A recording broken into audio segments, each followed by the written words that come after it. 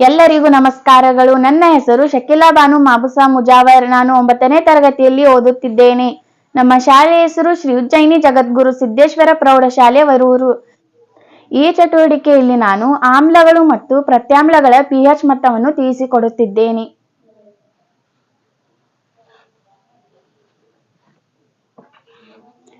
ಆಮ್ಲಗಳು ಹುಳಿ ರುಚಿಯನ್ನು ಹೊಂದಿದ್ದು ನೀಲಿ ಲಿಟ್ಮಸ್ ಅನ್ನು ಕೆಂಪು ಬಣ್ಣಕ್ಕೆ ಬದಲಾಯಿಸುತ್ತದೆ. ಅದರಂತೆ ಪ್ರತ್ಯಾಮ್ಲಗಳು ಕಹಿ ರುಚಿಯನ್ನು ಹೊಂದಿದ್ದು ಕೆಂಪು ಲಿಟ್ಮಸ್ ಅನ್ನು ನೀಲಿ ಬಣ್ಣಕ್ಕೆ ಬದಲಾಯಿಸುತ್ತದೆ.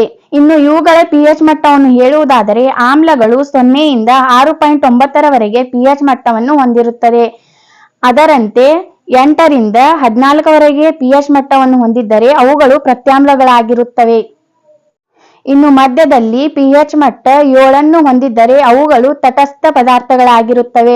ಒಟ್ಟಾರೆಯಾಗಿ ಹೇಳುವುದಾದರೆ pH ಅಳತೆ ಪಟ್ಟಿಯಲ್ಲಿ 0 ಯಿಂದ 14ರವರೆಗೆ ಸಂಖ್ಯೆಗಳಿರುತ್ತವೆ. ಧನ್ಯವಾದಗಳು.